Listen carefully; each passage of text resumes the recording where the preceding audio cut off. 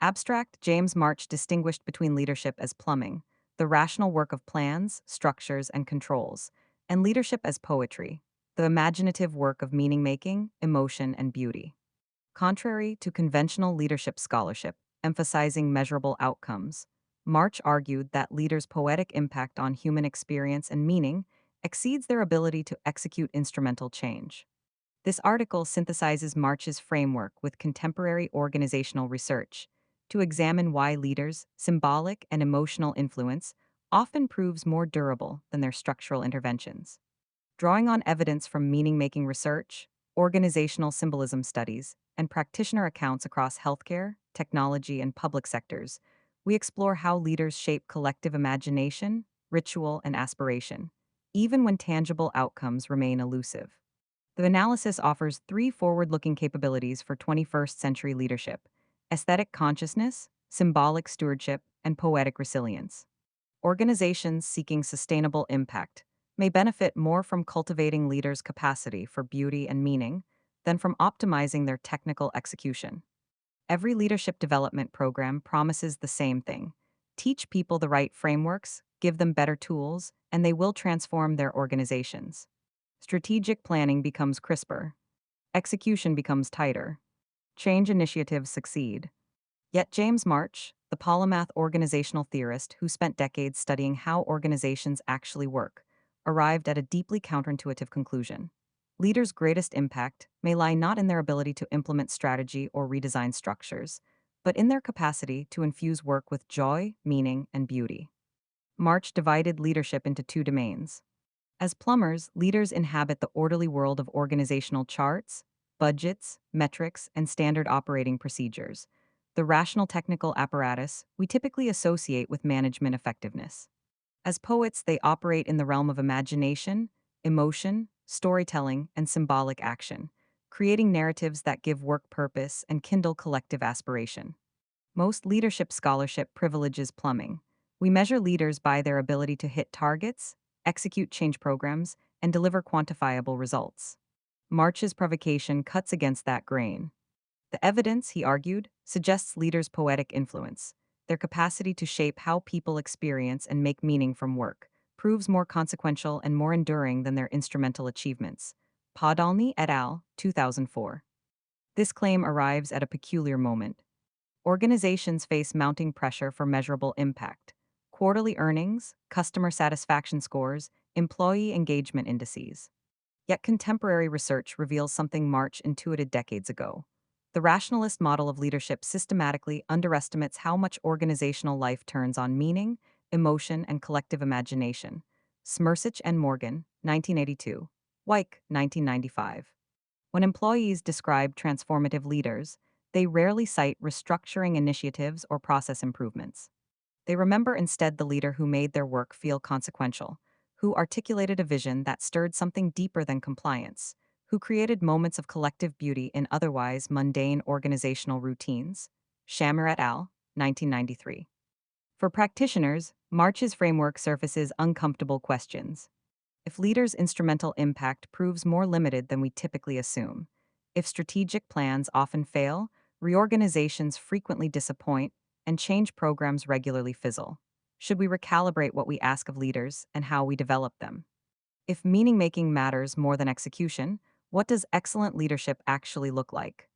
This article explores those questions by examining research on how leaders shape organizational experience, reviewing evidence of leaders' poetic versus plumbing impacts, and identifying practical approaches for cultivating leadership that embraces beauty, imagination, and meaning alongside conventional managerial competence. The leadership landscape: plumbing, poetry, and the problem of attribution. Defining plumbing and poetry in organizational context. March's plumbing poetry distinction maps onto a fundamental tension in organization studies between technical rationality and cultural meaning making. Plumbing encompasses the instrumental rational activities we conventionally associate with management: designing organizational structures, allocating resources, establishing controls, setting goals, measuring performance, and implementing change initiatives. March and Simon, 1958. Plumbing assumes organizations operate as systems that can be analyzed, optimized, and controlled through systematic intervention. It traffics in objectivity, causation, and quantifiable outcomes. Poetry, by contrast, involves the symbolic, aesthetic, and emotional dimensions of leadership. Poetic leaders craft narratives that help people make sense of their circumstances, design rituals that create shared meaning, articulate visions that capture collective imagination, and infuse mundane work with dignity and purpose. Smirsic and Morgan, 1982. Poetry treats organizations as ongoing accomplishments of collective sense-making, places where people construct shared realities through story, metaphor, and symbolic action. Wyke, 1995. It operates through inspiration, resonance, and felt experience, rather than through logical persuasion or formal authority. These domains intertwine in practice. A budget allocation, plumbing, simultaneously sends signals about organizational priorities and values poetry. An organizational chart, plumbing, creates both reporting relationships and status hierarchies that shape identity and belonging poetry. The distinction proves analytical rather than absolute, highlighting different logics and different forms of influence rather than wholly separate activities. Prevalence, evidence, and the attribution problem. Contemporary leadership research overwhelmingly favors plumbing. A content analysis of flagship management journals reveals that instrumental outcomes, financial performance, productivity gains, implementation success, dominate leadership scholarship. Alveson and Spicer, 2012. Studies correlate leadership behaviors with measurable results, seeking to identify which actions produce superior organizational performance. This emphasis reflects both methodological convenience, quantifiable outcomes are easier to study, and deep cultural assumptions that leadership's purpose is fundamentally instrumental. Yet accumulating evidence challenges the plumbing-centric view in two ways. First, leaders' ability to engineer predictable organizational outcomes appears more limited than commonly assumed. Strategic planning frequently fails to anticipate consequential developments, and execution rates for major change initiatives hover around 30% across multiple studies. Beer and Noria, 2000. Organizations exhibit remarkable resistance to top-down transformation, absorbing or deflecting leadership interventions through informal networks, cultural inertia, and passive resistance. Pfeffer, 1977. Second, when researchers examine what actually changes when leaders change, the most robust effects appear in symbolic and cultural domains rather than structural or performance domains. Consider the classic study by Maindel and colleagues, 1985, demonstrating that attributions of leadership influence are largely socially constructed. When organizational performance improves, observers credit leaders. When performance declines, they blame leaders. Yet the relationship between leadership actions and performance outcomes proves far murkier than these attributions suggest. With environmental factors, industry dynamics, and organizational history often mattering more than leadership behavior. Leaders get disproportionate credit for success and disproportionate blame for failure, revealing less about their causal impact than about our cultural need to see organizational outcomes as products of human agency and intention. Meanwhile, research on charismatic and transformational leadership, closest to March's poetic domain, reveals consistent effects on follower meaning-making, emotional commitment, and sense of purpose, even when instrumental outcomes remain ambiguous. Shamir et al., 1993. Followers of transformational leaders report higher intrinsic motivation, stronger organizational identification, and greater sense that their work matters. These poetic impacts appear more reliably than improvements in productivity or financial performance, suggesting that leaders' influence operates more powerfully through meaning and emotion than through technical intervention. Organizational and individual consequences of poetry versus plumbing. Organizational performance impacts the limits of instrumental leadership.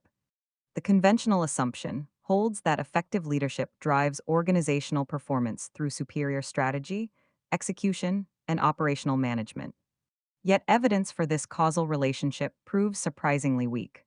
Pfeffer's 1977 early analysis found that leadership succession explained less than 10% of variance in organizational performance across multiple industries, with environmental and industry factors dominating. Subsequent meta-analyses have found similarly modest effects, with leadership explaining 15 to 25% of variance in organizational outcomes when studied rigorously. Kaiser et al., 2008. This doesn't mean leadership is irrelevant. Rather, leaders operate within constraints that severely limit their instrumental impact. They inherit organizations with established cultures, power structures, and operating routines that prove remarkably sticky. Hannon and Freeman, 1984. They face coordination problems, information asymmetries, and implementation challenges that frustrate even well designed interventions. They encounter resistance from stakeholders with competing interests and different interpretations of organizational reality. The fantasy of the heroic leader who transforms organizational performance through superior plumbing, better strategies, smarter structures, tighter controls, collides with organizational realities that resist rational control. Where leadership does demonstrably influence performance, the mechanisms often run through meaning and emotion rather than through technical optimization. Studies of organizational crisis reveal that leaders' primary contribution involves sense making, helping people interpret ambiguous situations, maintaining composure amid uncertainty, and constructing narratives that enable coordinated action. Wyke, 1993. These are poetic rather than plumbing functions. Similarly, research on organizational change finds that leaders' ability to craft compelling narratives about why change matters and what it means for organizational identity predicts change success better than the technical quality of change plans. Gioia and Chitaipti, 1991. Individual well-being and meaning impacts, the enduring poetic residue. If leaders' instrumental impact proves limited, their poetic influence appears both more substantial and more durable. Employees consistently report that meaningful work they experience as purposeful, dignified, and connected to something beyond narrow self-interest, matters more for well-being and motivation than compensation, working conditions, or career advancement. W.R. Zesniewski et al., 1997. Leaders play a central role in shaping whether people experience their work as meaningful or meaningless. Research by Smirsic and Morgan, 1982, demonstrates how leaders function as managers of meaning, framing organizational reality in ways that help followers make sense of their experiences. When a leader describes customer service workers as brand ambassadors creating moments of delight, she offers a different meaning frame than describing them as frontline employees executing standard operating procedures. The technical work remains identical, but the symbolic framing transforms how people experience that work and construct their occupational identity. This meaning making influence extends beyond individual psychology to collective culture. Leaders shape organizational rituals, symbols, and narratives that become woven into how groups understand themselves and their purpose. Trice and Bayer, 1984. When Satya Nadella became Microsoft's CEO, he couldn't directly control the company's deeply embedded cultural patterns. But through persistent symbolic actions, publicly reading books on empathy, replacing competitive stack ranking with collaborative learning, articulating a vision centered on empowerment rather than domination, he gradually shifted the meaning frames through which Microsoft employees interpreted their work and identity. Nadella, 2017. The technical changes, eliminating stack ranking, mattered less than the poetic reframing of what kind of organization Microsoft aspired to become. Studies of leader succession further illuminate this dynamic. When leaders depart, their structural innovations frequently unravel. Reorganizations get reorganized, strategic initiatives get replaced, new priorities emerge. But the poetic residue often persists. Followers remember the leader who made them feel their work mattered, who created moments of collective accomplishment, who articulated aspirations that connected daily routines to larger purposes. These meaning-laden memories continue shaping organizational culture and individual identity long after the leader's instrumental interventions have faded. Gioia and Thomas, 1996. Evidence-based organizational responses, cultivating poetic leadership. Narrative crafting and symbolic consistency. Effective poetic leadership begins with skillful narrative construction. Research on organizational storytelling reveals that leaders who craft coherent, emotionally resonant narratives about organizational identity, purpose, and direction create stronger collective meaning than those who rely primarily on data and logic. Denning, 2005. These narratives need not be objectively true in any simple sense. They must be symbolically authentic, consistent with followers' lived experience, and capable of organizing ambiguous events into meaningful patterns. Several practices support narrative crafting, connecting present work to transcendent purpose, articulating how everyday tasks contribute to outcomes that matter beyond organizational self interest. Carton, 2018. Using concrete imagery and metaphor, translating abstract strategic concepts into vivid stories and pictures that followers can visualize and remember. Cornelison, 2005.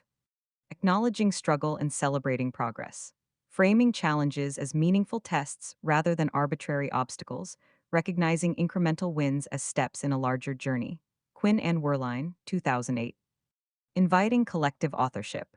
Creating opportunities for followers to contribute to and shape organizational narratives rather than passively receiving leader-authored stories. Boge, 1991. When Anne Mulcahy became Xerox CEO in 2001, the company faced bankruptcy. Rather than focusing exclusively on turnaround mechanics, cost-cutting, restructuring, refinancing, she invested enormous energy in narrative work. She visited facilities globally, listening to employees' stories about what Xerox meant to them and what they feared losing. She constructed a narrative about saving a great American company and preserving innovation that mattered to customers. She made visible symbolic choices, refusing to take a salary until the company returned to profitability, personally calling affected employees when layoffs became necessary. These poetic actions created collective meaning around sacrifice and shared purpose that sustained commitment through brutal operational changes. Mulcahy, 2011. The plumbing mattered. Xerox needed financial restructuring. But Mulcahy's poetic leadership made the plumbing endurable and connected it to something beyond mere organizational survival. Ritual design and aesthetic sensibility. March's injunction to construct administrative memoranda as poetry and organization charts, as sculpture sounds whimsical, until we recognize that all organizational artifacts carry symbolic weight. Leaders who treat routine management activities as aesthetic opportunities create richer organizational experience than those who view them as purely instrumental tasks. Organizational rituals prove particularly potent sites for poetic leadership. Onboarding ceremonies that enact organizational values. New employee orientations designed to create emotional connection to mission rather than merely transferring information. Cable et al., 2013. Departure rituals that honor contribution. Exit processes that celebrate what people gave rather than merely processing their replacement. Ebo, 1988. Milestone celebrations that reinforce collective identity. Project completions, anniversaries, and achievements marked in ways that strengthen shared meaning. Trice and Bayer, 1984. Regular rhythms that create belonging. Weekly gatherings, annual traditions, and recurring practices that signal stability and continuity. Dassin et al., 2010. At Patagonia, founder Yvon Chouinard designed organizational rituals around environmental values the company espouses. Employees receive time off when surf conditions are ideal, reinforcing organizational identity as a community of outdoor enthusiasts rather than conventional corporate workers. Quarterly tools for grassroots activists, conferences, bring together environmental organizers using Patagonia grants, creating emotional connection between employees' daily work and environmental outcomes they care about. These rituals cost money and sacrifice productivity in narrow economic terms, but they create symbolic coherence between organizational claims and lived experience, making work feel integrated with personal identity and values. Chouinard, 2016. Vulnerability and authentic presence. Poetic leadership requires emotional availability that conventional management training often discourages. Research on authentic leadership suggests that leaders who acknowledge uncertainty, admit mistakes, and express genuine emotion create stronger relational connections than those who maintain invulnerable professional facades. Gardner et al., 2011. This vulnerability enables followers to trust that leaders share their human experience rather than operating from a position of detached authority. Practices supporting authentic presence include acknowledging what you don't know, openly naming uncertainty rather than feigning certainty when navigating genuinely ambiguous situations. Wyke, 1993. Sharing personal stakes and fears, revealing what you personally care about and worry about rather than maintaining emotional neutrality. Latkin and Taylor, 2010. Creating space for collective emotion, allowing grief, joy, anger, and hope to surface rather than suppressing organizational feelings in service of professional decorum. Frost, 2003. Demonstrating learning and growth, making visible how your thinking evolves rather than projecting static expertise. Edmondson, 2018. When Jacinda Ardern served as New Zealand Prime Minister, her response to the Christchurch mosque shootings exemplified poetic leadership through authentic presence. Rather than defaulting to conventional political rhetoric about thoughts and prayers, she wore a hijab while meeting with Muslim communities, wept publicly, and expressed genuine horror. She immediately called the event terrorism and committed to gun law reform within days. Her emotional authenticity created collective space for national grief and meaning making around New Zealand's values. While policy changes, plumbing mattered, her poetic response, creating shared emotional experience and articulating what the tragedy meant for national identity, proved equally consequential in shaping collective healing and social cohesion. Wilson, 2020. Beauty in organizational design. March's suggestion that organization charts should be exquisite pieces of sculpture challenges the purely functional view of organizational design. Aesthetic qualities, elegance, harmony, proportion, matter not merely for superficial appeal, but because they shape organizational experience and communicate values through form. Approaches to beautiful organizational design include simplicity and clarity in structure, creating organizational forms simple enough to understand and remember, avoiding Byzantine complexity that serves political interests over functional logic. Ashkenaz et al., 2002. Spatial design reflecting values, configuring physical and virtual work environments to embody espoused organizational culture. Elsbach and Bechke, 2007. Visual communication as craft, treating presentations, documents, and data visualizations as opportunities for aesthetic excellence rather than mere information transmission. Tuft, 2001. Proportionality and balance, designing organizational ratios, hierarchies, and resource allocations that feel fair and harmonious rather than arbitrary or exploitative. Rousseau, 1995. Pixar's headquarters design under Steve Jobs embodies beauty in organizational architecture. The building centers on a vast atrium containing mailboxes, cafeteria, and meeting rooms, forcing chance encounters between animators, technical staff, and executives who would otherwise remain siloed. The design isn't merely functional, it's aesthetically striking, creating daily experience of openness, transparency, and creative collision. The spatial poetry communicates organizational values about collaboration and cross-pollination more powerfully than mission statements ever could. Catmull, 2014. Similarly, the building's screening room hosts regular all-company reviews of work in progress, creating ritual space where vulnerability and collective creativity get enacted rather than merely espoused. Holding opposites and embracing paradox. Poetic leadership requires comfort with contradiction and ambiguity that instrumental plumbing typically tries to resolve or eliminate. Research on paradoxical leadership suggests that leaders who can simultaneously embrace competing demands, stability and change, individual autonomy and collective coordination, results and relationships, create more adaptive organizations than those who optimize for single dimensions. Smith and Lewis, 2011. Practices for paradox navigation include reframing either slash or as both slash and, treating apparent contradictions as creative tensions rather than problems requiring resolution. Cameron and Quinn, 2011. Temporal oscillation, shifting focus between competing demands across time rather than trying to balance them simultaneously. O'Reilly and Tushman, 2004. Structural separation with cultural integration, creating differentiated units pursuing different logics while maintaining shared identity and values. Gilbert, 2006. Poetic language acknowledging complexity, using metaphor and narrative that holds multiple truths rather than reducing situations to single interpretations. Eisenberg, 1984. At Cleveland Clinic, CEO Toby Cosgrove navigated the paradox of medical excellence and cost reduction by reframing healthcare delivery through the metaphor of patients first. This poetic framing enabled simultaneous pursuit of clinical quality and operational efficiency by connecting both to patient well-being. Surgeons could embrace standardized protocols, efficiency, when positioned as reducing patient risk rather than constraining physician autonomy. Cost consciousness became compatible with medical excellence when articulated as eliminating waste that didn't improve patient outcomes. The poetic reframing created space for paradox that purely technical arguments couldn't achieve. Cosgrove, 2014. Building long-term poetic capability. Aesthetic consciousness as core competence.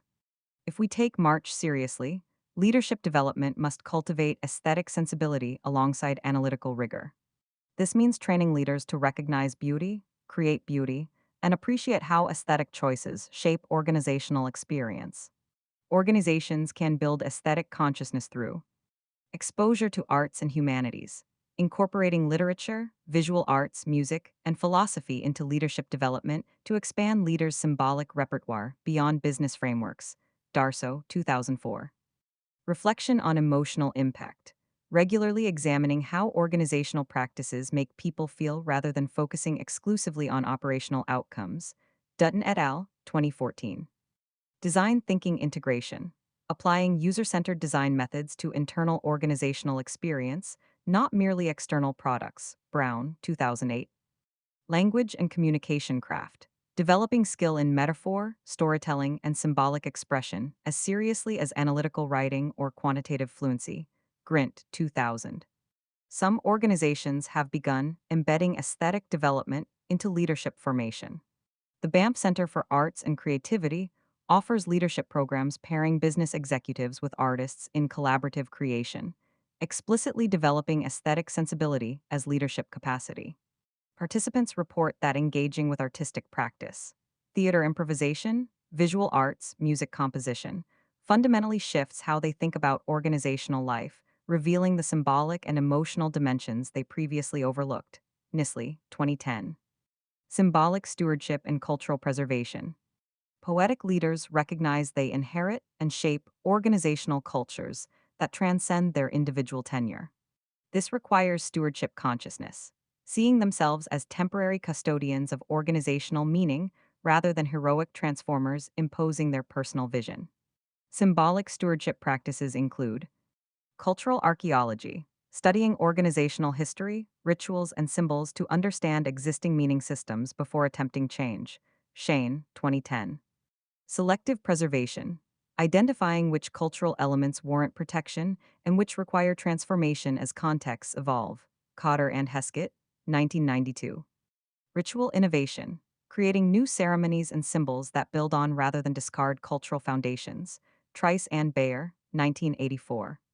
Story collection and curation, systematically capturing and sharing organizational narratives that embody values and identity. Denning, 2005.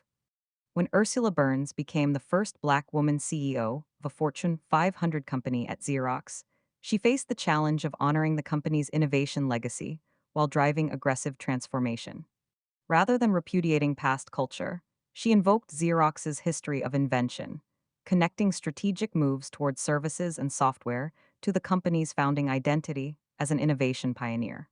She preserved and elevated stories about Chester Carlson and the invention of xerography, using historical narrative to make contemporary change feel continuous with organizational identity rather than a rupture from it. This symbolic stewardship enabled more profound transformation than positioning change as a break from a failed past. Bryant, 2010. Poetic resilience and meaning-making under pressure. Organizations increasingly face volatility, ambiguity, and crisis, precisely the conditions where poetic leadership matters most and plumbing proves least reliable. When technical solutions fail and standard operating procedures offer no guidance, leaders' capacity for meaning-making becomes critical. Building poetic resilience requires sense-making practice under uncertainty, developing comfort with acting your way into understanding rather than needing complete clarity before proceeding. Wyke, 1993. Narrative flexibility, maintaining multiple interpretive frames rather than committing prematurely to single explanations. Eisenberg, 1984. Emotional regulation, managing personal anxiety while remaining emotionally available to others' fear and grief. George, 2009. Hope articulation, constructing plausible paths forward even when outcomes remain uncertain. Ludema et al., 2001. During the COVID-19 pandemic, leaders in healthcare systems faced unprecedented uncertainty about disease progression, treatment protocols, and resource availability. Technical guidance frequently changed, and no amount of planning could resolve fundamental ambiguity. Leaders at Kaiser Permanente focused poetic energy on creating meaning around healthcare workers' sacrifice and courage, establishing rituals of recognition, and articulating narrative about serving community in crisis. These symbolic actions sustained commitment and cohesion when instrumental guidance proved unavailable. Daily huddles became spaces for collective sense-making rather than merely information transmission. Leaders shared personal fears and hopes alongside operational updates, modeling emotional honesty that enabled others to process their own experience. The poetic work, creating meaning, fostering connection, articulating shared purpose, proved more consequential than operational decisions in sustaining frontline resilience. Feely, 2020. Conclusion. James March's provocation challenges our most fundamental assumptions about leadership. We want leaders to transform organizational performance through superior strategy, execution, and operational management, to excel as plumbers. Yet the evidence suggests leaders' most durable impact operates through meaning, emotion, and imagination, through poetry. They shape how people experience work, what they believe their efforts contribute to, and whether organizational life feels dignified and beautiful or instrumental and hollow. This doesn't render plumbing irrelevant.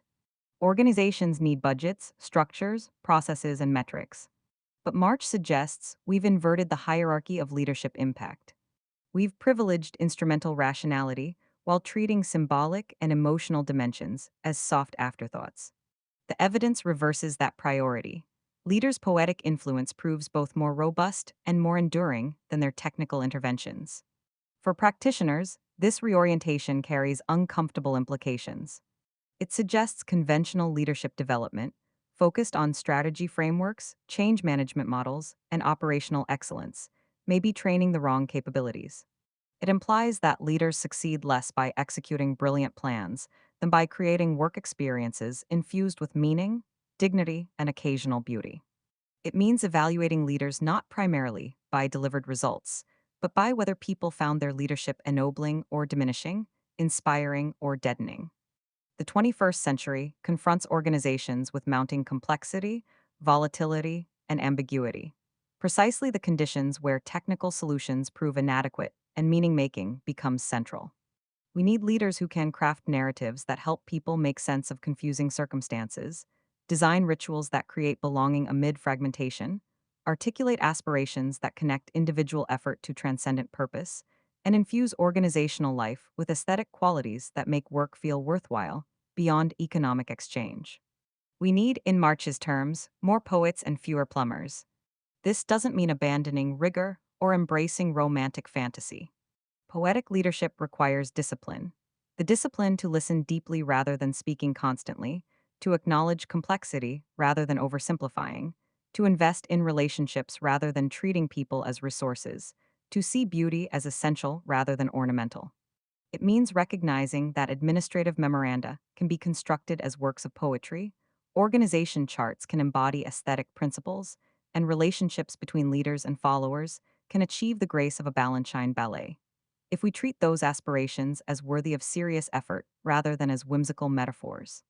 Organizations that cultivate leaders' poetic capabilities alongside their technical competence may discover what March intuited, that the joy, passion, and beauty we infuse into work proves more consequential, more memorable, more motivating, more human than the plans we execute and the metrics we achieve. Leadership's highest contribution may be making organizational life feel worthy of our finite time and singular attention.